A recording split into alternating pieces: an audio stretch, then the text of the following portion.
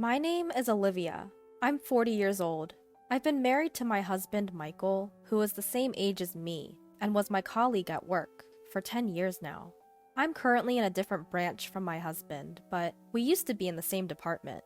He is a man of strong responsibility, admired by his subordinates. He has a bit of a show-off side and doesn't seem to want to show his weaknesses to others. He was a very masculine man, full of confidence and ambition. His work performance is well regarded by his superiors, and he is expected to be promoted without any problems. On the other hand, I'm quite the low-key type who doesn't stand out much. Given our opposite personalities, I was honestly surprised when he made a passionate approach to me. After dating for 2 years, he proposed to me with a large bouquet of roses. I had never been loved so much by a man before, so I immediately agreed. I was very excited about the wonderful days that lay ahead of me. However, what awaited me was living with my in-laws. I was going to decline because there was no prior discussion, but my husband was firm about living together. My parents are decent people, so it's going to be okay. He passionately explained how much my in-laws were looking forward to living with me, so I couldn't refuse in the end. And so, for the past 10 years, I have been living with my in-laws at my husband's home. Life there was something I could never have imagined when I first got married. Olivia, you forgot to clean the front door again, didn't you? Just as I finished making breakfast for everyone, my mother-in-law's nagging begins. It's a daily ritual. I'm sorry. Don't just apologize with words. Get it done right now if you understand. Even though I have to go to work, I'm treated like a servant from the morning. Ever since I started living with my in-laws, I've been forced to wake up at 5 a.m. every morning to make breakfast and clean. I wish she would do it herself since she's at home. Despite being a housewife and having time at home, my mother-in-law does not do any housework. I rush through my morning chores, go to work, and as soon as I get home, I start making dinner. By the time I go to bed, I'm so exhausted that I fall asleep instantly. This has been going on forever, and I often feel unwell due to exhaustion. I'm sure the cause is stress. I don't want the neighbors to think I'm slacking off, so make sure you clean properly. My mother-in-law is relaxing in the living room, eating the breakfast I made. You're gonna be late for work if you don't finish soon. Despite seeing all this, my husband has never stood up for me. My father-in-law also pretends not to see it, hiding behind his newspaper. Ever since I started living with my husband's family, I have been subjected to terrible mistreatment. Because of the stress, I've lost a lot of weight and look unhealthy. You're too skinny and unattractive. That's why you can't give birth to a child. I suddenly lost a lot of weight and my period stopped, making it impossible for me to have a child. Despite all of this being caused by my mother-in-law, I continue to be blamed for it. Before I got married, I was quite health conscious and paid good attention to my appearance. Now, there's hardly any trace of that left. I'm constantly depressed due to the stress from the continuous harassment from my mother-in-law and the shock of seeing my changed appearance in the mirror. I've become totally subservient to my mother-in-law. I've become so apathetic that I don't even feel like leaving this house anymore. Then, I received some devastating news. My father had suddenly passed away due to an accident. I hadn't been back to my family home in a long time because both my husband and my mother-in-law would berate me whenever I mentioned wanting to go there. Receiving the news of my father's death, I deeply regretted not spending more time with him. My family home is about an hour's drive from my in-laws' place. Not too far. So I asked my husband and mother-in-law to come to my father's funeral. There's gonna be a funeral for my father. Oh, we're not going. Just let your family handle it. They cut me off before I could finish and said those words. I never thought they could be so heartless. With shoulders trembling with anger and grief, all I could reply was, "Understood." Many people gathered at my father's funeral. My father was self-employed and had a lot of connections. Everyone at the funeral was shedding tears, which showed how much he was loved. "Olivia, it's been a while. But what happened to you? You've lost so much weight." My mother, who I hadn't seen in a while, was shocked at my worn-out appearance. "Well, just a bit." "You're not sick, are you? I couldn't bear losing you too." My mother, thinking I was ill, started crying. Given her current mental state after my father's death, It wasn't surprising. I'm not sick, don't worry. I tried to calm my frantic mother and took a break in the waiting room. If you're not sick, then what's wrong? I thought back to my interactions with my husband and mother-in-law. Even when I told them about my father's death, they didn't say a word of comfort. Thinking about it made my anger bubble up, and I decided to tell my mother about my life at my in-laws' place. Actually, I've been subject to what you might call bullying by my mother-in-law. It's wearing me out.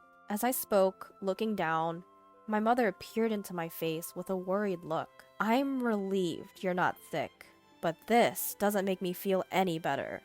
Is that why you haven't been coming to see me? Yeah.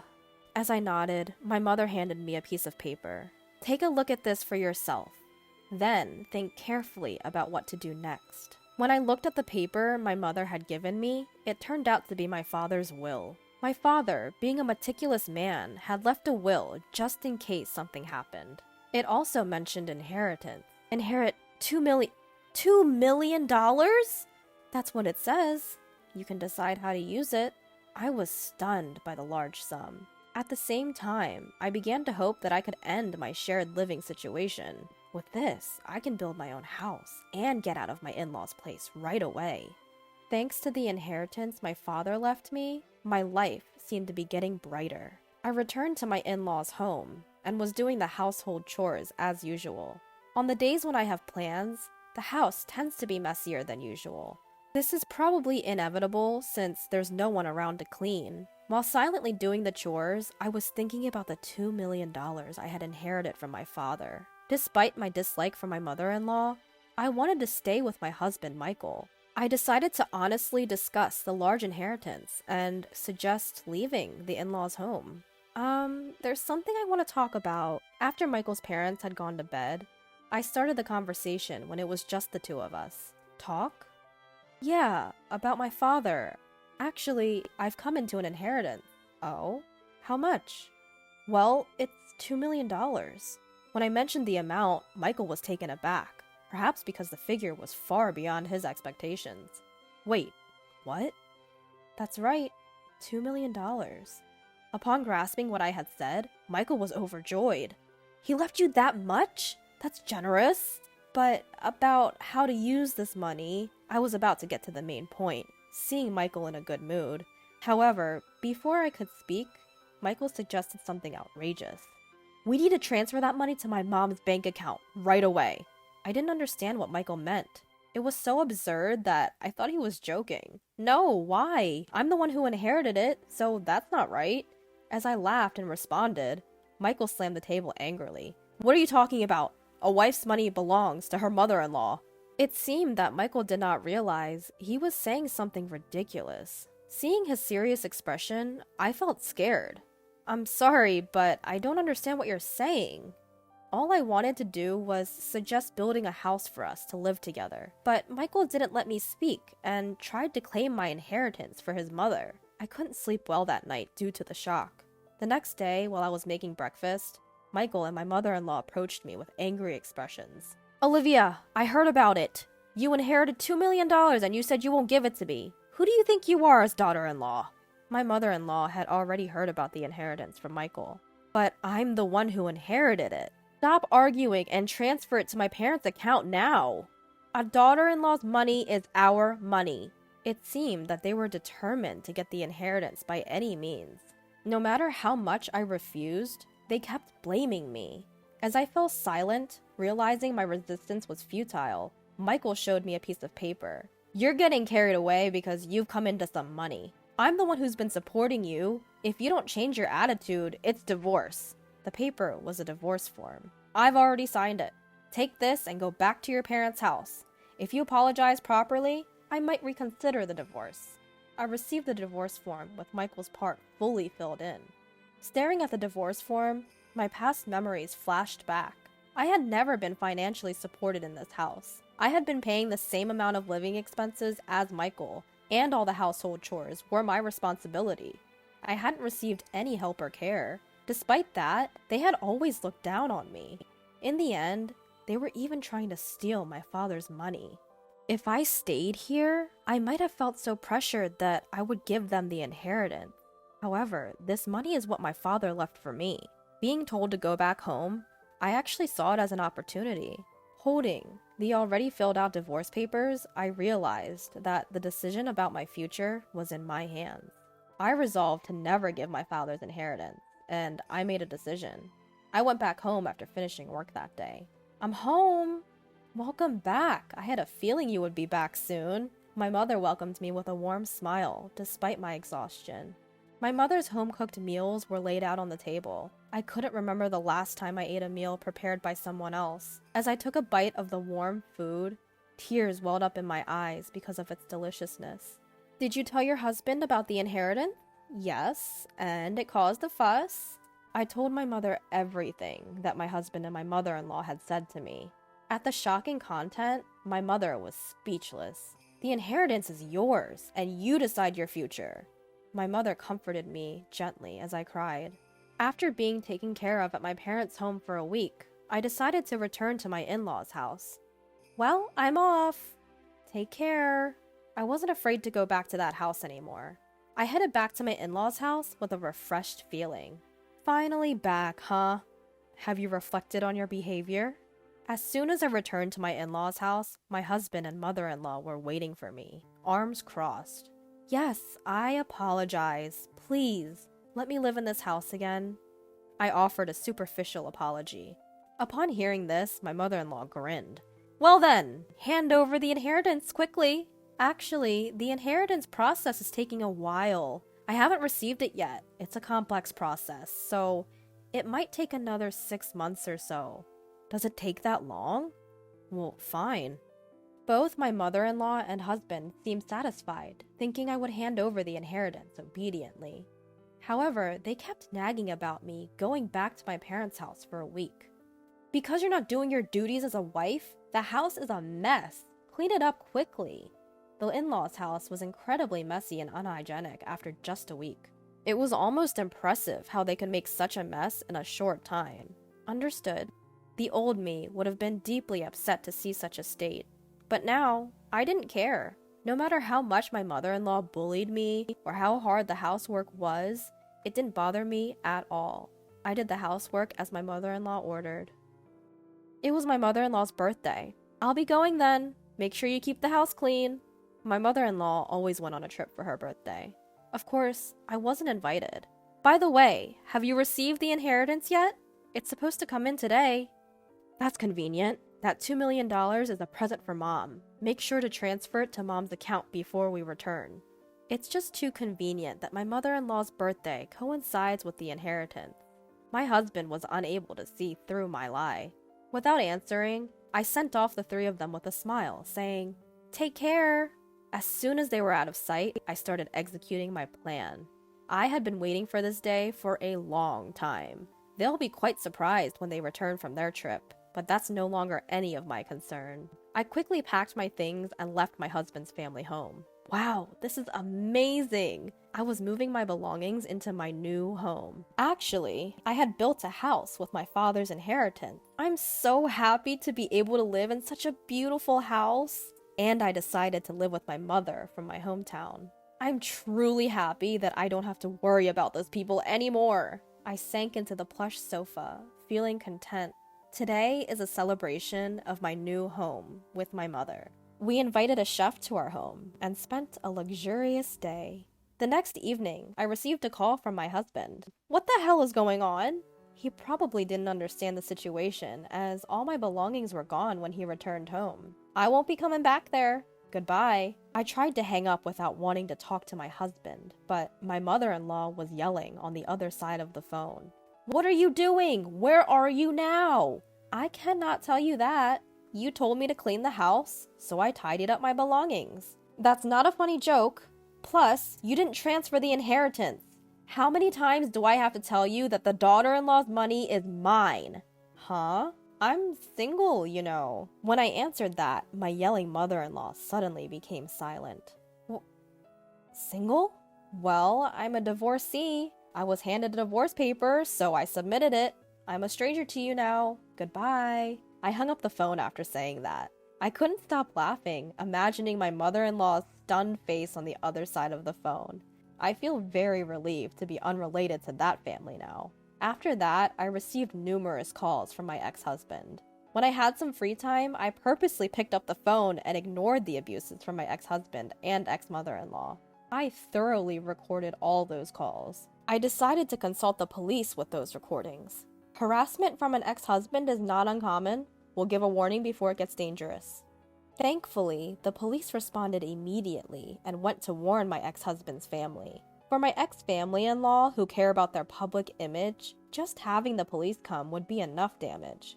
In addition, a subordinate of my ex-husband who lived in the neighborhood saw the police coming. My ex-husband was a prominent figure in the company, so the rumors spread quickly. Moreover, the colleagues and subordinates who didn't like my ex-husband started to spread bad rumors about him. Eventually, the rumor reached the department I belonged to. Did you hear that the police came? I'm divorced now, so I don't really know. What? You're divorced? Yeah, I was fed up with the abusive language from my mother-in-law and my husband. I spoke in a loud voice so that others could hear.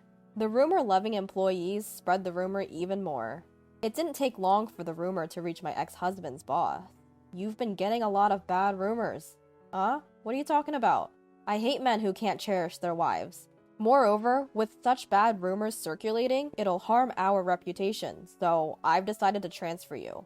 The transfer order given to my ex-husband was harsh. Wait, this place It was a branch office in the worst performing region. There's absolutely no entertainment around. It's a place you could call a landlocked island. You know what this means, right? Everything my ex-husband had built up to this point had collapsed, and there was no prospect of promotion in the future. Unable to refuse the transfer order, my ex-husband had to move to this rural area. As for my ex-mother-in-law, she was probably shocked that her son's reputation had dropped, and that she could no longer live with him. She ended up becoming a recluse, which led her to developing depression. There were also suspicions of dementia, as she often caused disturbances at home. My ex-father-in-law is desperately taking care of the drastically changed ex-mother-in-law. Even if there's no blood relation, a daughter-in-law is still an important family member.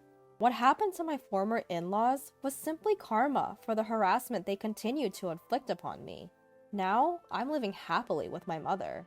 We've even started gardening in our spacious yard. If I were still in that house, I would have never encountered this wonderful hobby. Having found a hobby has made me feel alive. My body, which was worn out from stress, is now healthy again.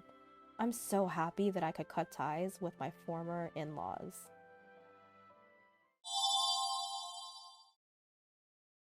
I'm sorry, I heard my husband was brought in. As I ran into the treatment room, the eyes of the doctors, nurses, and my husband were all on me. I wondered at the momentary silence, but when my eyes met my husband's, I was assured that he was safe and that his life was not in danger for the time being.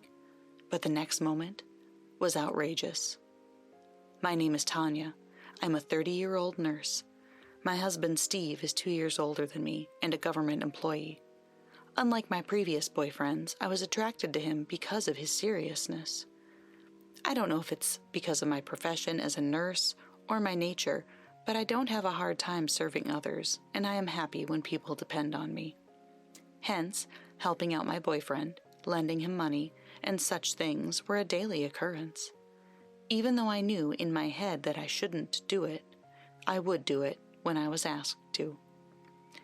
Many of my fellow nurses are like that, and relationships are always a topic of our conversations. But then, a turning point came for me.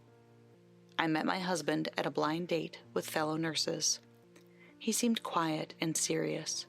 He was the type of guy I had never been around before, and I was attracted to him from the start. Other girls said he looked too serious or plain, and there were no rivals. We exchanged contact information after a strong push from me. I was also the one who asked him to go out with me. The relationship lasted 3 years.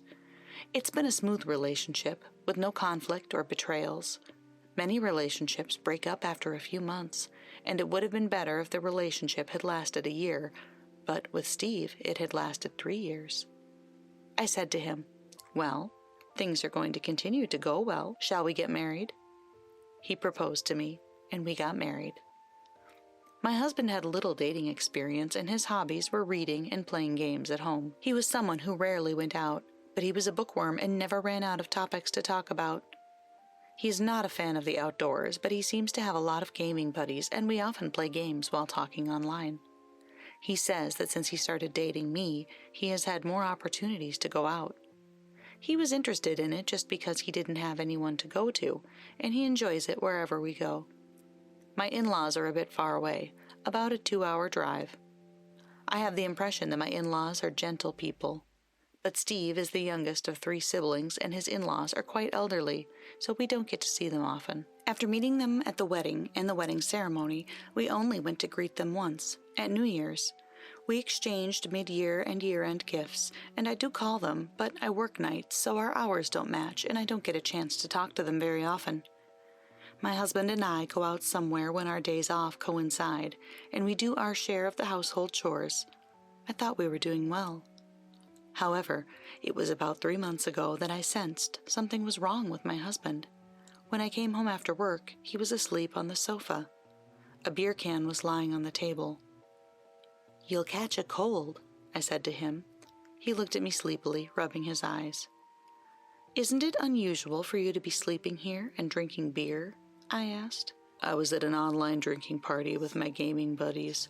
I was having too much fun and drank too much. I don't understand this world, but as long as my husband was having fun, I thought it was fine. But this was a mistake." After that, similar incidents continued, and one day when I saw my husband, I noticed that his hair had changed. "What's wrong with your hair?" He had never dyed his hair before, but now it was all done up and brown. "Is this hair okay at your job?" My husband is a government employee, and I thought he told me that the regulations are very strict. "What was wrong with it? I just thought recently that I should enjoy dressing up while I'm young. What do you think? Does it look good on me?" My husband was not a sophisticated man for his age, but he had suddenly changed, hadn't he? I'm not sure if it looks good on him or not, maybe because I'm not used to seeing it, but it doesn't look good on him. I didn't say it looked good on him. "Oh, I see," I simply replied. A few days later, he got his ears pierced. Again, I didn't think this looked good on him. Was he having a midlife crisis? I thought about that, but maybe he's having trouble with his job or something. "Hey, what's going on with you lately?" Unable to remain silent, I asked him straightforwardly, but he didn't give me a clear answer. "Nothing." And then my husband went to the bedroom. I knew I could not go on like this, but there was no one to fill in for the nurse who had retired not long ago, and I was so busy that I could no longer afford to pay attention to my husband. Around the time this was going on, Steve said, "My dad's not feeling well lately, so I'm going home for the weekend to check on him for a while." My father-in-law is old, and my husband must be worried about him. I nodded my head in agreement, and my husband began to leave the house every weekend. I tried to be considerate in my own way by cooking for him and texting him during work hours, but he rarely responded. Just when I thought it was time to have a proper discussion with him, I received an unbelievable call while I was at work. "Tanya, the police are trying to contact you." A colleague of mine called and passed the phone to me. "The police? Why?" I picked up the phone, feeling uneasy. He told me that Steve had been in an accident and had to be taken to the emergency room. What? What about my husband? Is he okay?" I was so upset that I questioned the police officer on the phone. He told me that he had heard it was not life-threatening and that he had been taken to our hospital where I worked. I rushed to the emergency ward. I asked the ward nurse where to find him and hurried to the treatment room. When I opened the door, I was met with the stares of the people there. "Excuse me, I heard my husband was brought in." The doctor looked doubtful, and the nurse's eyes swam. I felt uncomfortable, but when my eyes met my husband's, I was relieved. The nurse explained briefly. They said he had a leg injury that was so severe that they were going to cut his pants in order to treat him. When I looked at my husband again, his pants had already been cut off. Then, my husband, noticing my gaze, shouted, "Tanya, don't look at me!" What? I'm a nurse, and I wonder if my husband thinks it's embarrassing for me to see him have his pants cut off. Certainly that may be the case, but it's common sense to cut off clothing when you can't remove it normally due to injury. "Just get out of here," my husband shouted. I stood there, not understanding what was going on.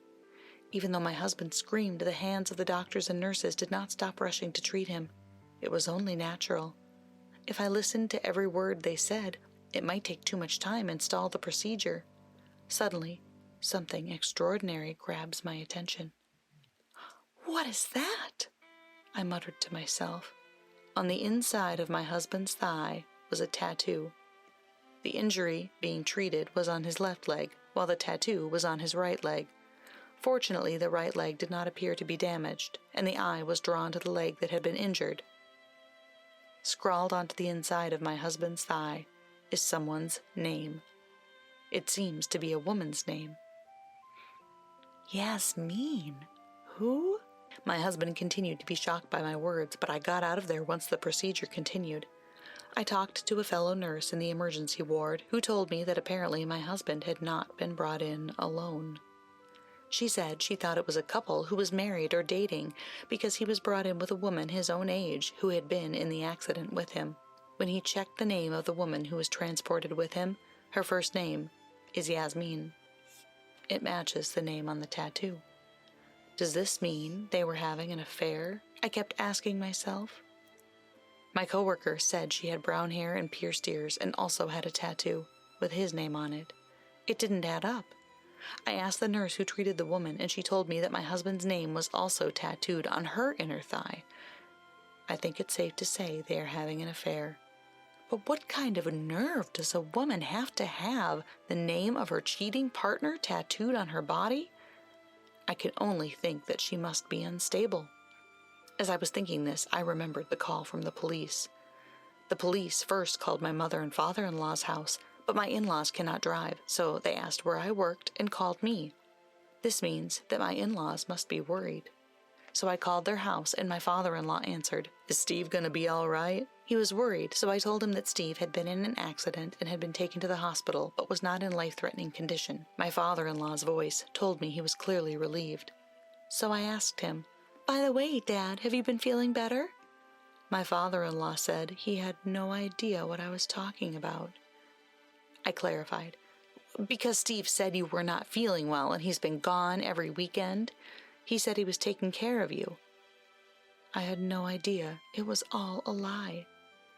I was relieved to hear that my father-in-law was in good health and that there was nothing wrong with him during his recent medical checkup, but the problem was, where was my husband going?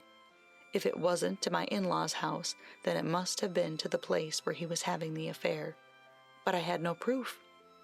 After finishing my working hours, I went home without seeing my husband, who was admitted overnight for treatment. I went home and began to go through my husband's belongings, thoroughly examining them. The evidence was easy to find. I found photos of him with this woman, hotel receipts, and even an email confirmation for reservations to a romantic resort. According to the schedule, they must have had this accident on the way home from the resort. The accident was a car crash on a mountain road. No one else was injured, and neither Steve nor this Yasmin woman appeared to be in life-threatening condition. However, since Steve had injured his leg, and it might be difficult for him to walk properly for a while, normally I should be worried about him as a wife, but I don't have that feeling anymore. I couldn't believe he lied about visiting his parents, saying he was worried about them, much less was lying to cover up an affair with another woman. I wondered if Steve's recent strange behavior, such as dyeing his hair and getting his ears pierced, was due to the influence of this woman. I told a fellow nurse and asked her to refer me to a lawyer who was good at divorce matters. The next day, I headed to the hospital room with my husband's belongings. My husband seemed to have hit his head and was so confused that he could not remember what had happened in the treatment room yesterday. Honestly, I didn't even care about the truth anymore. I left the hospital room without even having a conversation with him because I had a shift to get to. When I finished work, I went to see my lawyer and told him what happened. He told me that with that much evidence, I would have enough to sue. I just wanted to get a divorce as soon as possible. I couldn't have that man come out of the hospital and live in the same space. I felt so betrayed by my husband that my anger outweighed my sadness. From there, I found a new place to live and moved out on my own. Only my husband's belongings remain in the house. I planned to be patient until the day my husband was discharged from the hospital. I thought about divorcing him while he was in the hospital, but he is in the hospital where I work, so it would be troublesome if something happened to him there. Then we could get a divorce when he gets out of the hospital. I drove to pick my husband up from the hospital. I have to make a quick stop. Please come with me. He looked at me strangely, but nodded. I headed for a family restaurant near our house. When I entered the restaurant with my husband, the lawyer was waiting for us. My husband looked at me as if he didn't understand what was going on, but I guess he was tired of standing on a leg that was not fully healed yet. He sat down quietly, and I thrust the divorce papers at him. "Divorce? Why?" my husband shouted in a crazy voice. I seethed in my anger silently for a moment. "What do you mean, why? You had an affair. You even had your accident on your romantic trip. The evidence of your affair was found in our own home. What do you think you're doing? Besides, you lied about your father not feeling well. You lied about going to your parents' house to see this woman."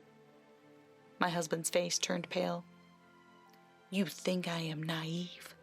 Yasmin, the woman you were having an affair with, is out of the hospital. I heard that her injuries were less severe than yours. I can't believe she was brought to the hospital where I work." I smiled wryly, and my husband's face turned even paler.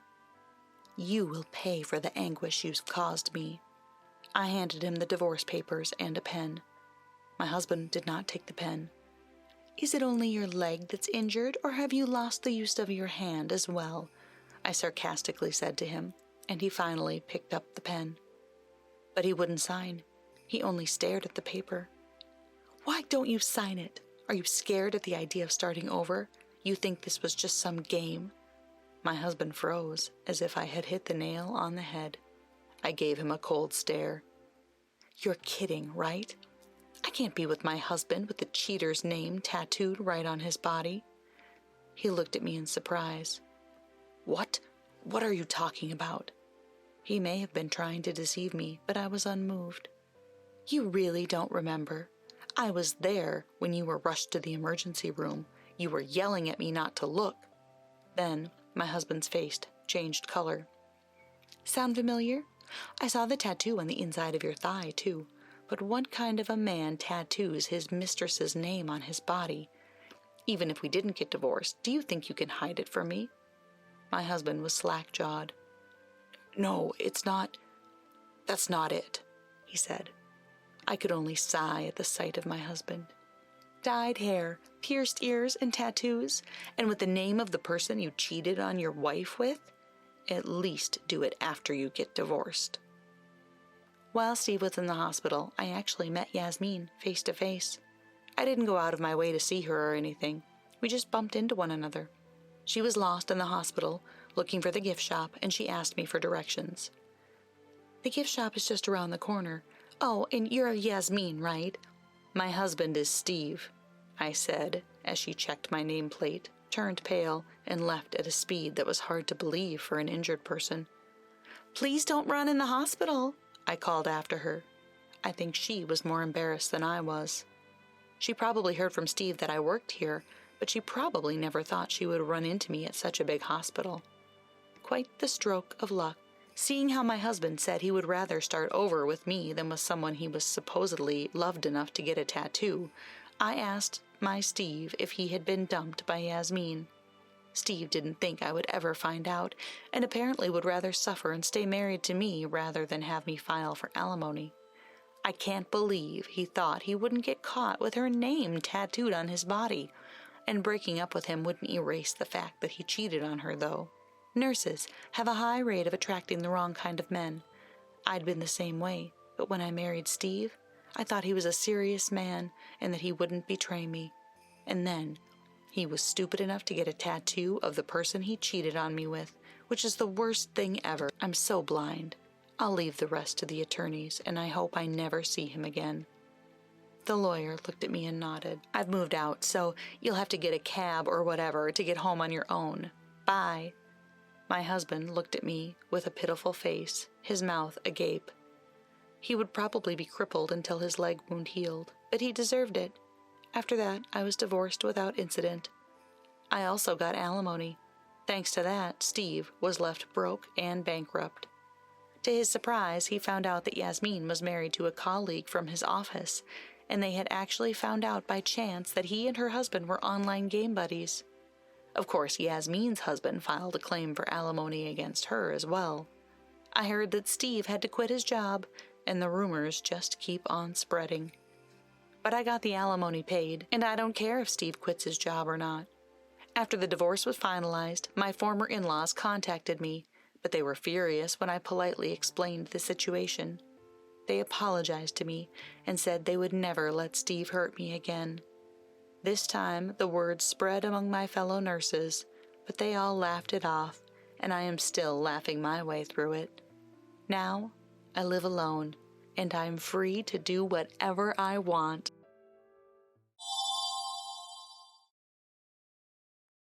Help me, sis. My niece, Jenny, was about to burst into tears as she handed me something. It was just a picture of my brother, her father, with his colleagues at a bar. What's wrong, Jenny? Why the sudden distress? What are you two doing over there? As I was about to ask, my stern-faced sister-in-law interrupted us. I've been looking for you, Jenny. Come with me, she said, swiftly whisking Jenny away. Left alone, I casually flipped over the picture. To my surprise, on the back was a message from my brother. If anything happens to me, please protect my daughter. My name is Alice. I'm a 32-year-old working in the office of the construction company my family runs. My brother, 10 years my senior, was always hardworking and bore the weight of expectations as the heir to our family business. Everyone, including me, assumed he would take over the company. However, since he finished high school, disagreements with our father over management policies began to increase. My brother, it seemed, wasn't really interested in taking over the company, often saying, "I love being a carpenter, but that doesn't mean I want to inherit the business." I remember him repeating this like a mantra. Then he announced, "I've met someone I want to marry," and introduced us to a woman. Her name was Maggie. She had an outgoing personality and quickly bonded with our family, but she never lived with us. "I'm going to get married and leave this house." "Wait, aren't you going to take over the business, bro?" "You know I don't get along with Dad, right? I don't want to cause you any trouble." With those words, he gently stroked my head. True to his word, he married a few days later and left the house. Nevertheless, he always kept in touch with me and we chatted about trivial things. "Maggie's dinner was delicious today. She's a dietitian, so she always prepares meals considering my high blood pressure." Yeah, I've heard that story a million times. You never get tired of bragging, do you? As long as my brother was happy, that was all that mattered to me. Then, a few years after his marriage, Jenny was born. From then on, we started seeing my brother and his wife occasionally. They seemed blissfully happy, and Jenny was growing up healthily, loved by both parents. Around the time Jenny turned 10, there were talks within the family of mending ties with my brother. We all hoped to recreate the times when the family used to laugh together. However, that wish was not to be fulfilled. One day while I was at work, I received a rare call from my sister-in-law. While it wasn't unusual to get calls from my brother, it was strange to hear from her. Worried, I immediately picked up the phone. "Hello, sister-in-law?" "Oh, Alice." "What's up? It's rare to get a call from you." "Calm down and listen. Your brother, Jake, he fell from scaffolding at work and was taken to the hospital. He slipped because of the rain." The news was so sudden. I felt as if time had stopped. My mind went blank. Immediately, I called my parents, who were also at work, and we hurried to the hospital in the pouring rain. When we were led into the hospital room, we saw my brother, his skin pale. From the moment I saw him, the reality of the phone call hit me, and I collapsed onto the floor. "Bro?" The voice I managed to squeak out was so feeble that I startled myself, and a wave of sorrow washed over me.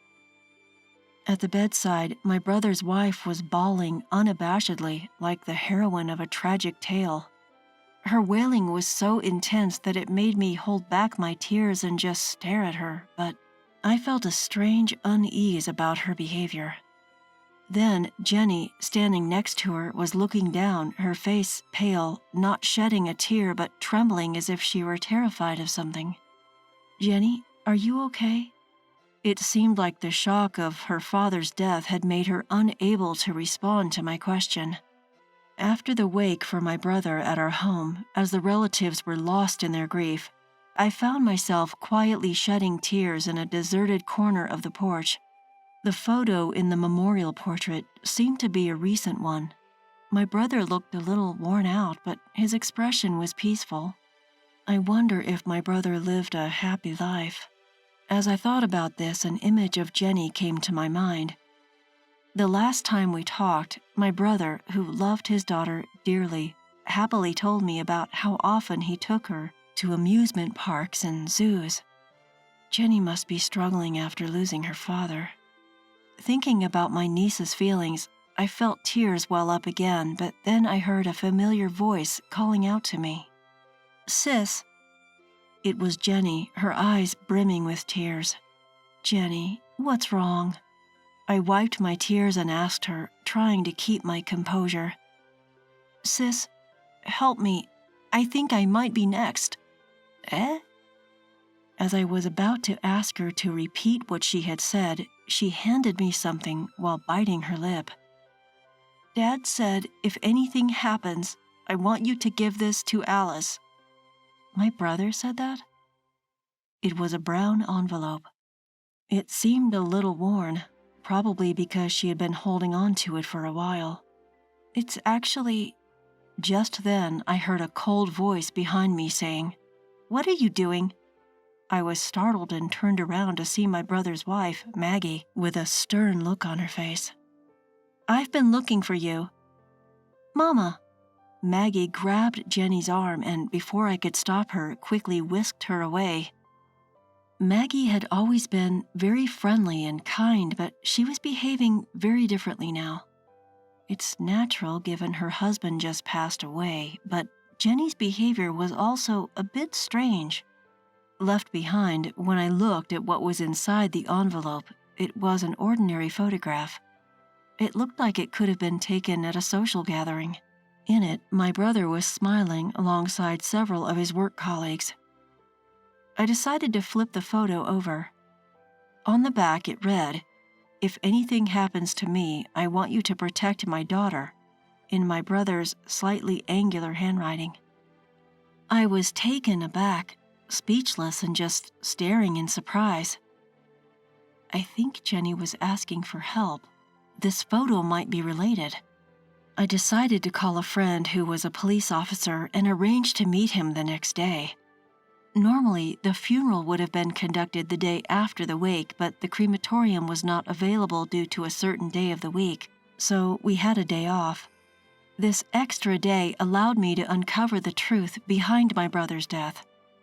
The next morning, when I arrived at our meeting place, he was already there waiting for me. "Sorry for calling you out of the blue." "Hey, don't worry about it. I was off duty. So what's up?" "Well, it's just that..." I began to tell my friend the sequence of events, and he listened seriously.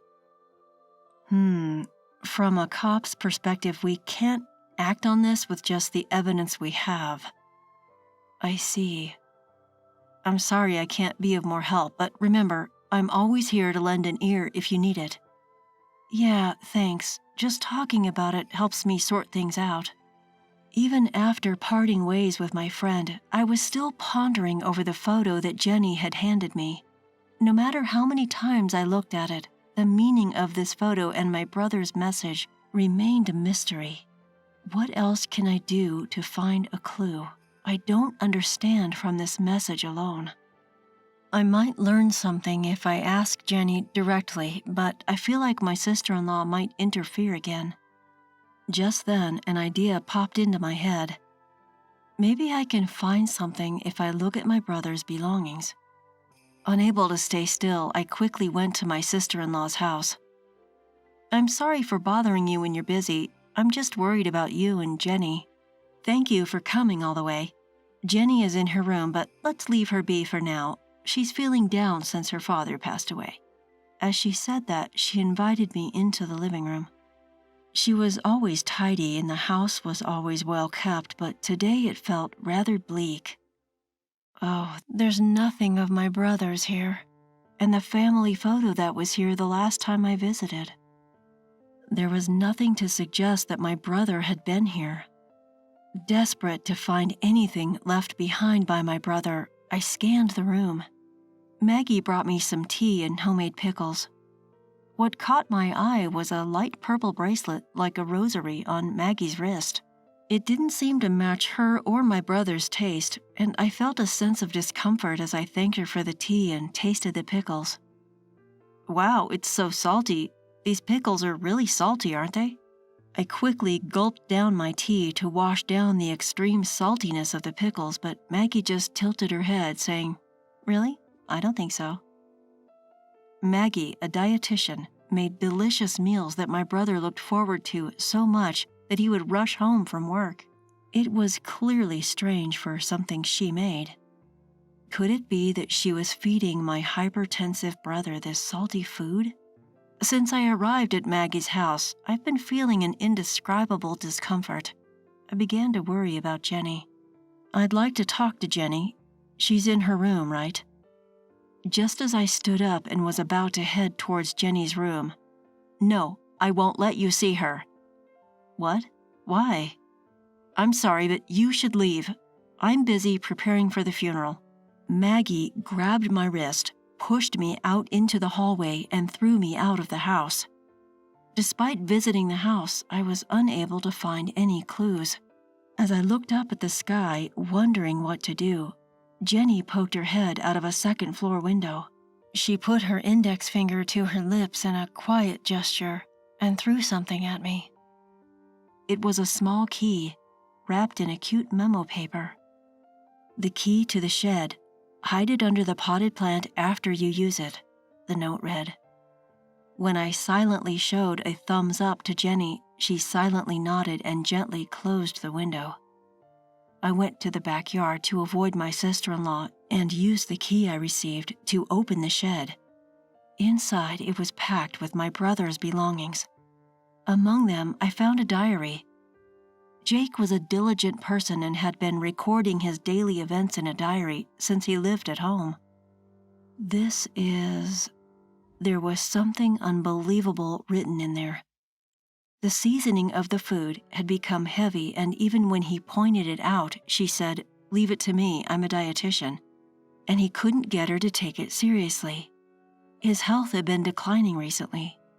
Furthermore, the reason why Jake left that photo was also recorded.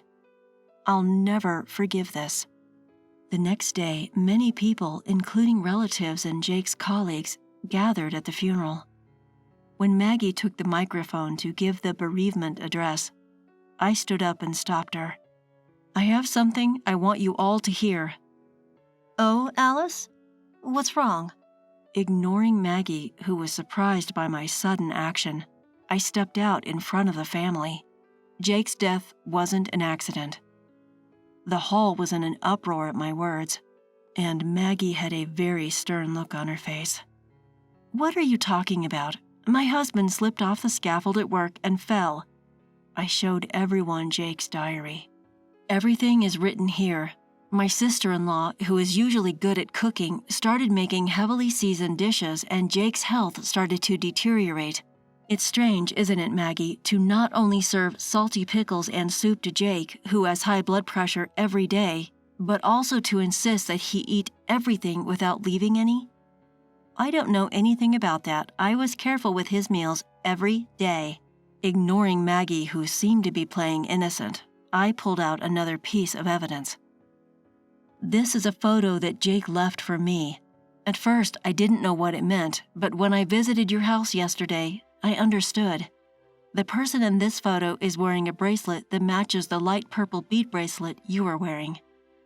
As I pointed to a certain person, Everyone's gaze was instantly drawn there. Mr. Johnson, you and Maggie were having an affair, weren't you? Even though you were a colleague whom Jake trusted the most, why did you do such a thing?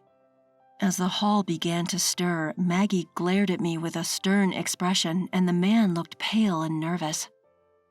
Mr. Johnson was a familiar face to me as well. He had been a good friend of Jake's since Jake graduated from high school and started working, and he had visited our house many times. His wrist, wiping the sweat from his forehead, revealed the same bracelet as Maggie's. I'm sure Jake was struggling a lot, knowing that the colleague he trusted was his wife's affair partner, and that he might even be targeted for his life. That's why he couldn't tell me directly, and leaving this photo was all he could do. As I spoke to Mr. Johnson, choking back tears, he broke down crying and held his head. What? A diary and a bracelet can't be evidence of an affair or killing my husband. Maggie started to get defensive. But I was prepared for that, so I continued with the diary. There's more evidence. Jake checked your phone, Maggie, and saw your emails with him. It seems it was written, "Jake is in the way for us to be together. Let's get rid of him somehow." That's a lie. Is it a lie? We can easily find out by investigating, right? At first, it seems you thought of taking advantage of my brother's high blood pressure to kill him through his meals, but that would take too long. So, driven by your desire to get married as soon as possible, you approached Mr. Johnson to eliminate my brother in a workplace accident, didn't you? You planned to push him from a high place on a rainy day, and if anyone asked, you'd just say he slipped. I never said that. He's the one who suggested it. Maggie began to point at Mr. Johnson, trying to shift the blame onto him. The man shook his head frantically, denying it. Mr. Johnson, it was raining on the day my brother died, wasn't it? Mr. Johnson gave a small nod. Normally, work would be stopped on a rainy day, so why wasn't it? It was just a drizzle and we had a deadline, so he suggested we should continue with the work, so I thought it was an opportunity. My brother thought of you as his best friend and trusted you until the end, you know? The moment someone gulped, he bowed deeply towards Jenny, Jake's only daughter. I was led astray by her and I did something terrible. I'm truly sorry. As Mr. Johnson continued to apologize while crying, Jenny looked at him with sad eyes. Maggie was still shouting, I don't know anything about it. I'm not guilty.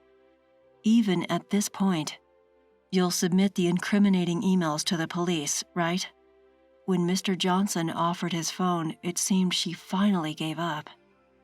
Then, a police officer friend who had come to my brother's funeral arrested the two of them and took them away. It was a relief to see them finally apprehended. After that, Maggie and Mr. Johnson received long prison sentences.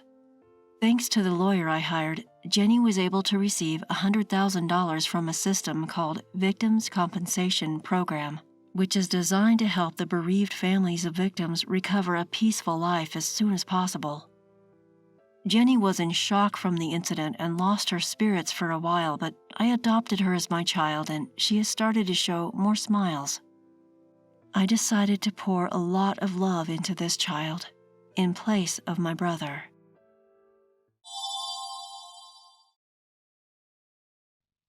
I'm Jessica, turning 32 years old. I've been married to my husband Ronald for 4 years now, and we're currently living with my in-laws. They run a restaurant, and while Ronald works outside, I quit my job to help my in-laws with their business on a daily basis. In fact, it feels like I'm the one running the show most of the time. I'm involved in everything from securing ingredients in the early morning to doing the prep work and serving customers.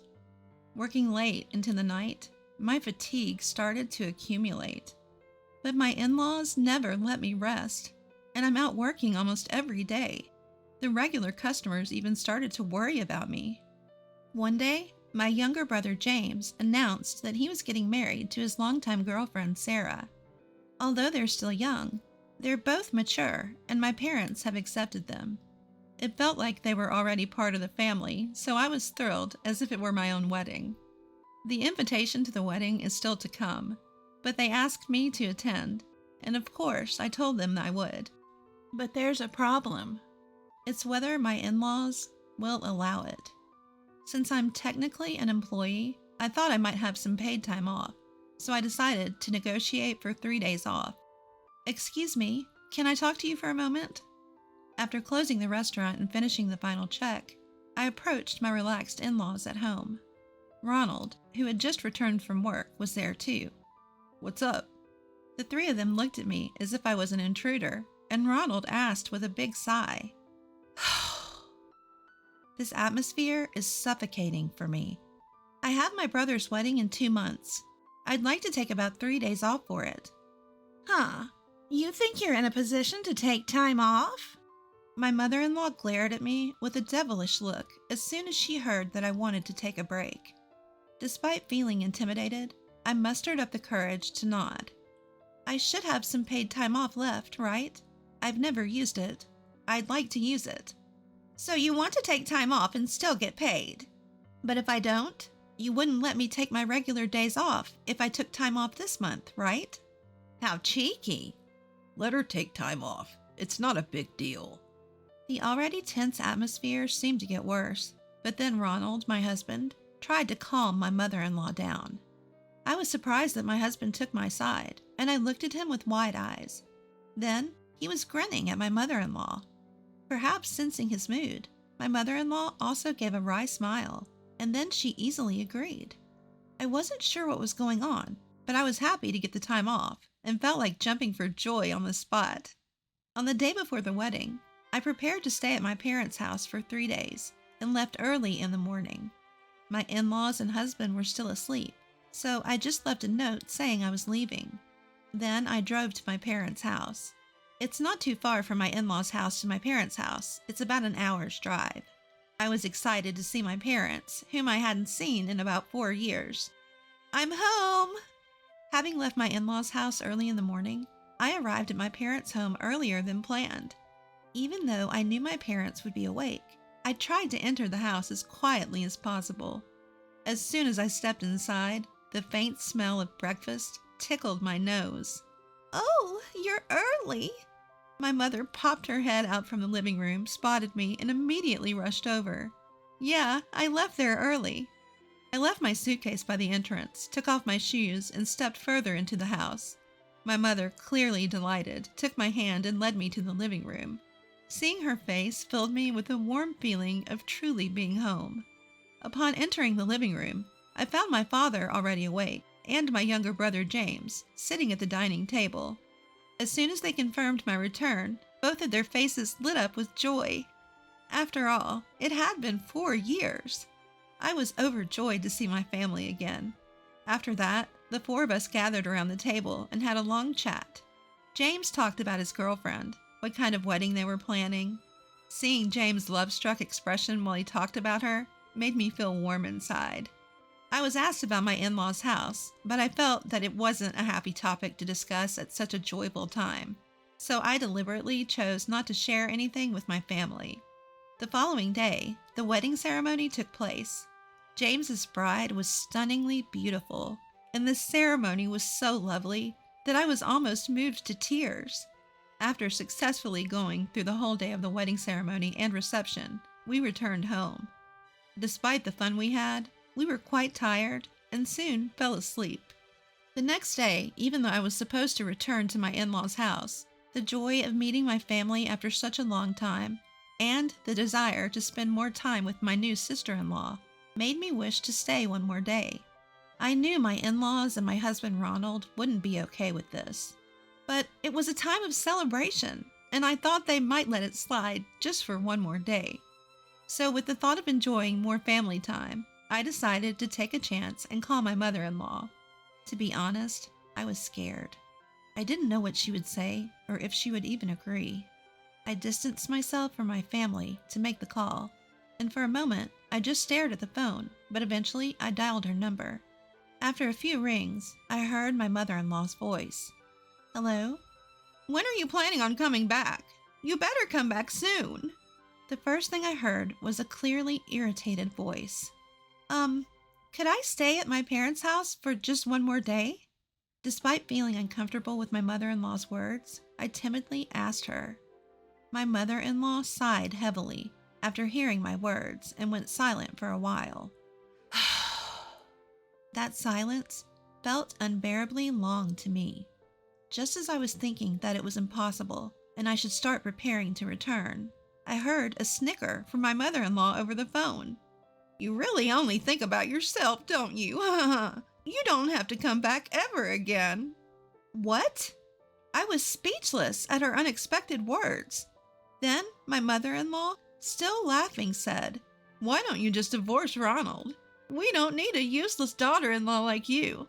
And it seems like Ronald doesn't need you anymore either." What does that mean? I asked my mother-in-law, unable to understand what she was saying. Laughing, she told me to figure it out myself and hung up the phone.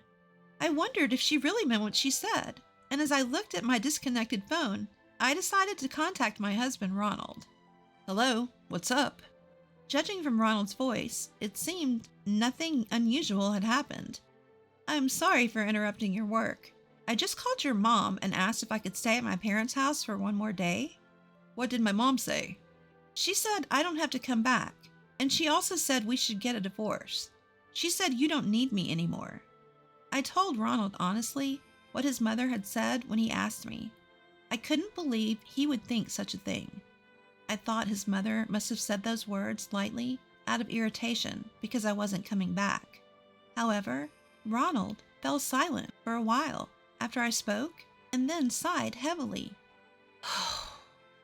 "Well, I didn't want to have to say this, but I want to break up with you, Jessica."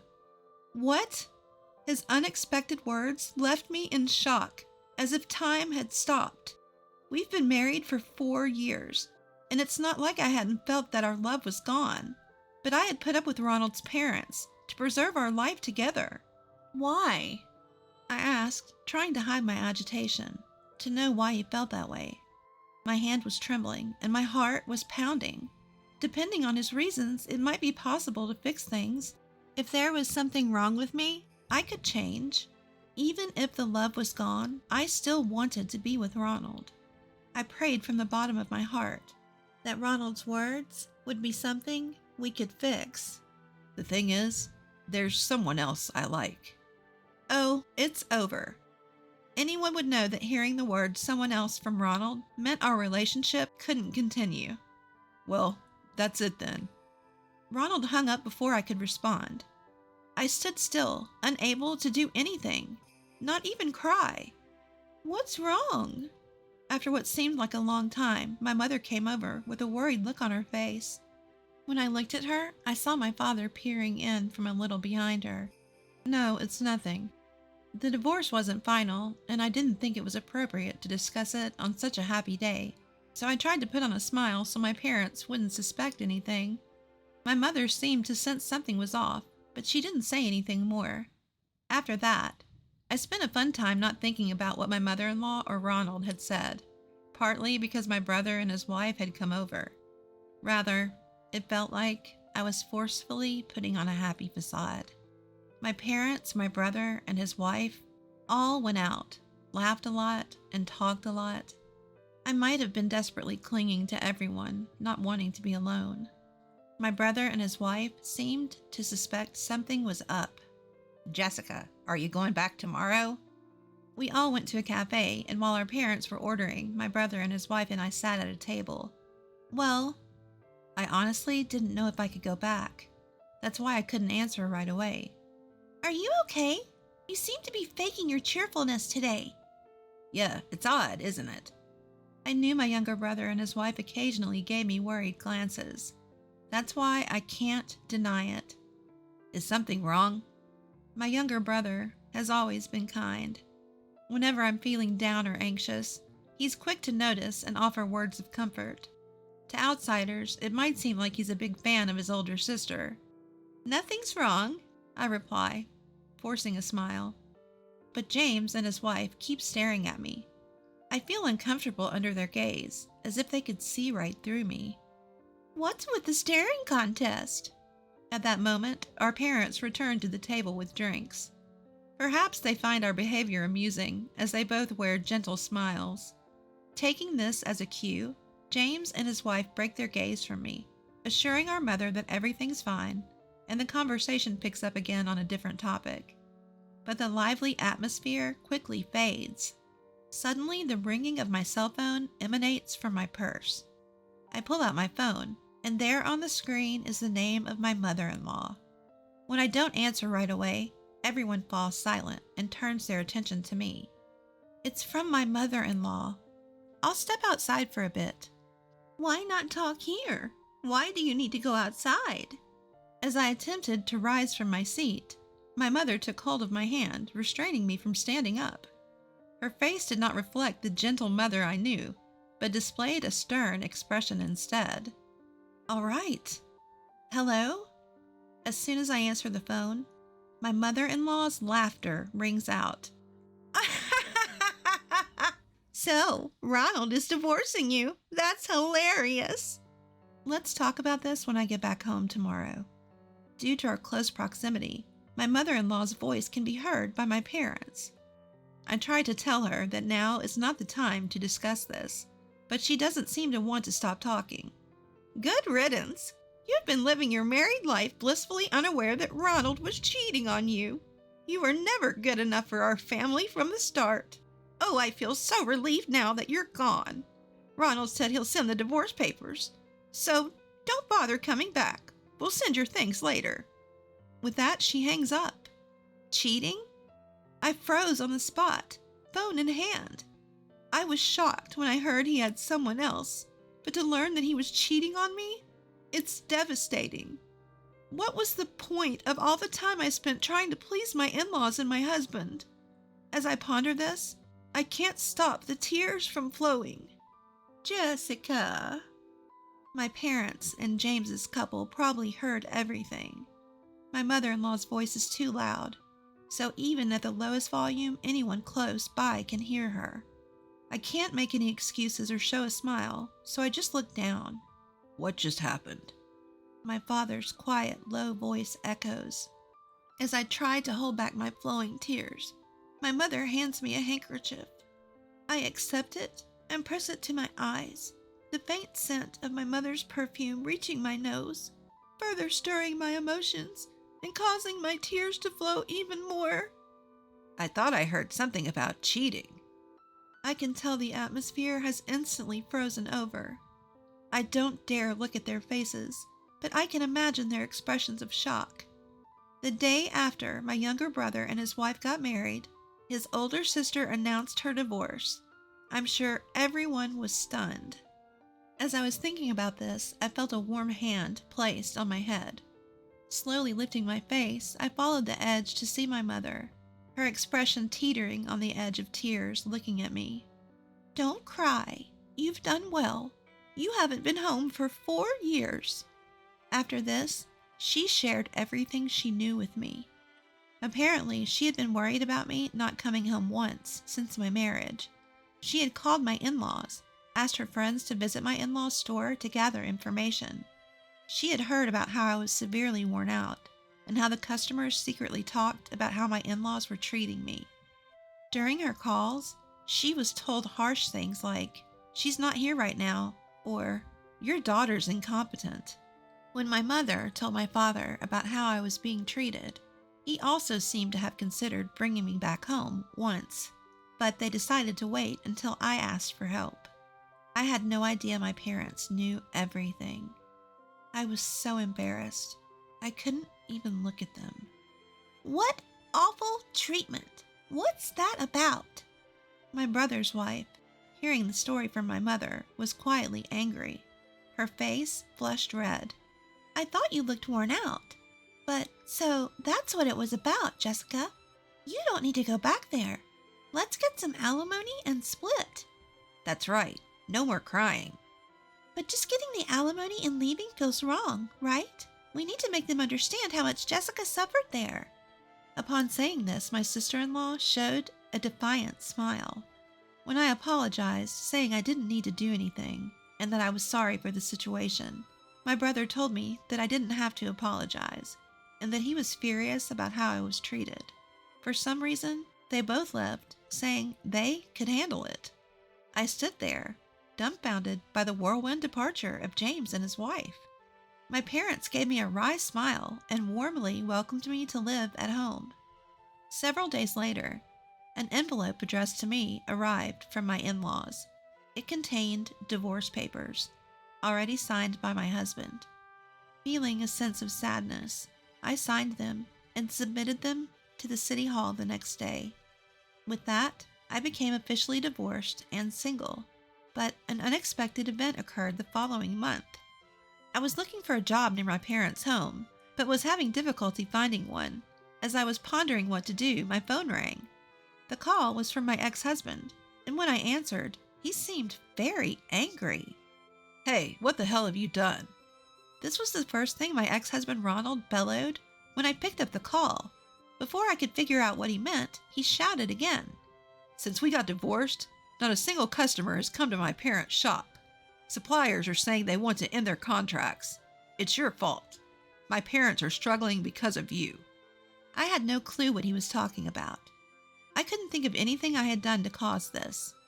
What are you talking about? I haven't done anything. Don't lie. Who else could it be but you? No matter how hard I insisted it wasn't me, he wouldn't listen. He even said, if we couldn't resolve this over the phone, he was going to come over with his parents. I pleaded with him not to come, but he told me to prepare myself and hung up.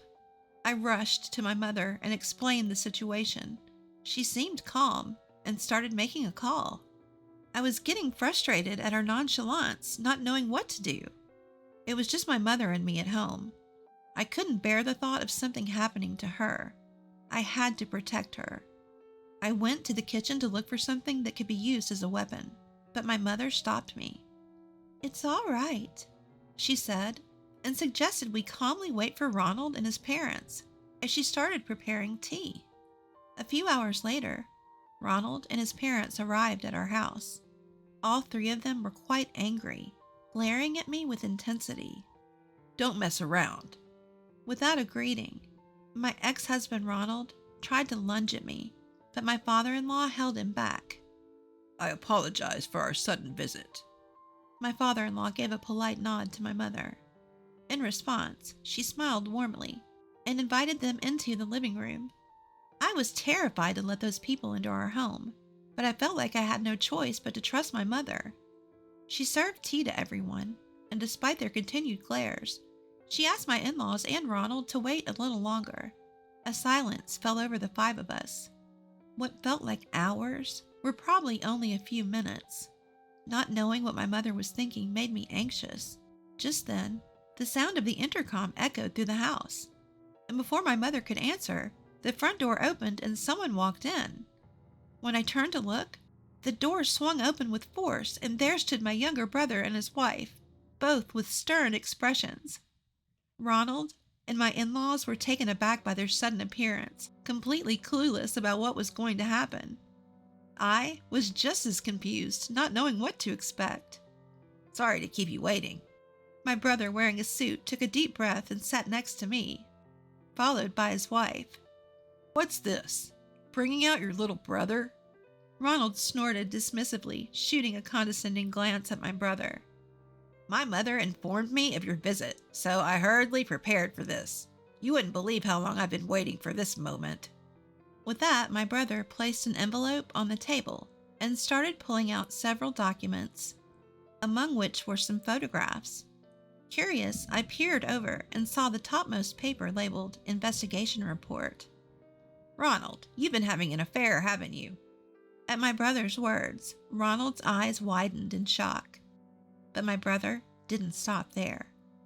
He had apparently gathered evidence of Ronald's infidelity. We have all the proof we need. We've also obtained testimony from the woman you cheated with. Therefore, on the grounds of adultery, we will be seeking damages. At my brother's words, everyone but my mother and my brother's wife, including me, wore surprised expressions. What are you talking about? We're already divorced. Aren't you aware? Even after a divorce, if evidence of adultery committed during the marriage is found, damages can be claimed. With a smirk, My brother left Ronald speechless. Enough of this. We're here to discuss what this woman has done. She's disrupting our business. She must have spread false rumors to our clients. Unable to hold back any longer, my mother-in-law stood up, pointing at me and shouting, with such force that I had to back away. I will address that matter. My sister-in-law, as if she had been waiting for her turn, started to speak with a smile. I apologize for the late introduction. My maiden name is Sarah Brown. My father is the owner of Brown's Diner. In fact, although Sarah was not the heir because she married my brother, her father was a top business owner of a well-known restaurant chain in the U.S. recognized by many corporations. In other words, she was a CEO's daughter. What did you say? The first to react to Sarah's introduction was my father-in-law. Turning towards me, he blanched and shouted, Why didn't you tell us? Was there a need to tell you? Upon hearing my response, my father-in-law seemed to crumble on the spot. However, my mother-in-law was still in the dark, continuing to glare at me. What's this Brown business? Oh dear, for a business owner not to recognize the name, that's unfortunate. Sarah cast a pitiful glance at my mother-in-law, who was now turning a darker shade of red. What's going on here? Asked to explain, I had no choice but to answer.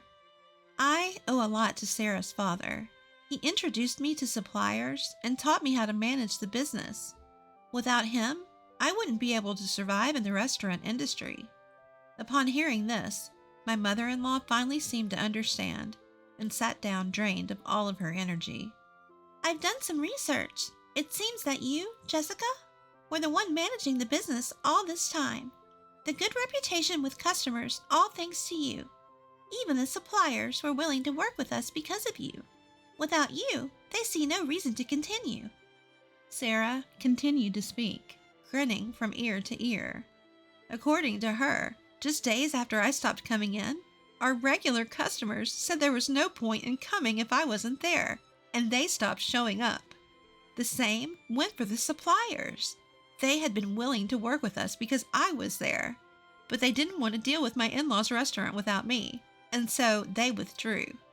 Sarah's father found out about all this, and with Sarah's appeal, decided not to help anymore. In other words, my in-laws' restaurant was abandoned by everyone, customer and industry peers alike.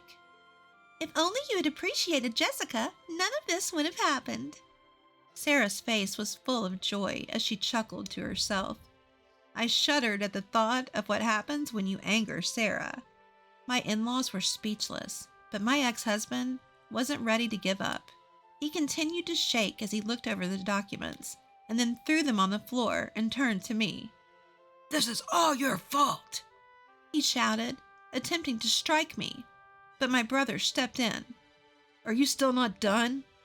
To my ex-husband, who had clearly lost his mind, my brother had a stern look on his face as he calmly said, I won't forgive you for cheating and treating my sister so poorly. With that, my ex-husband laughed derisively.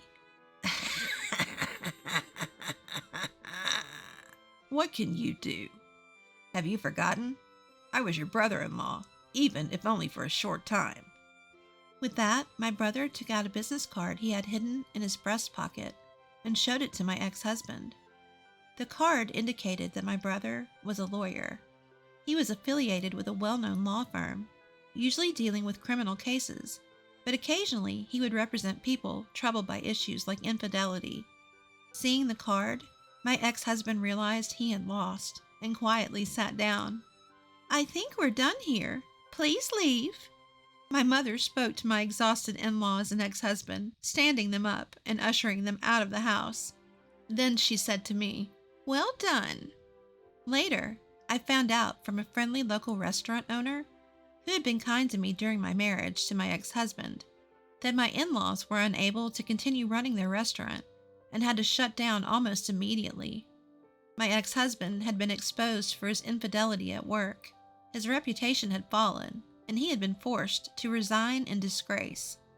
They moved away after that, so I don't know the full details, but they said it's likely going to be a tough life from now on. I was able to receive alimony from both my ex-husband and his affair partner, which I gave to James and my parents as a token of my gratitude. At first, they refused, but when I insisted, saying it's all I could offer, they reluctantly accepted. After that, I was able to find a job and have been spending happy times living with my parents. I owe it all to my family. I am truly grateful.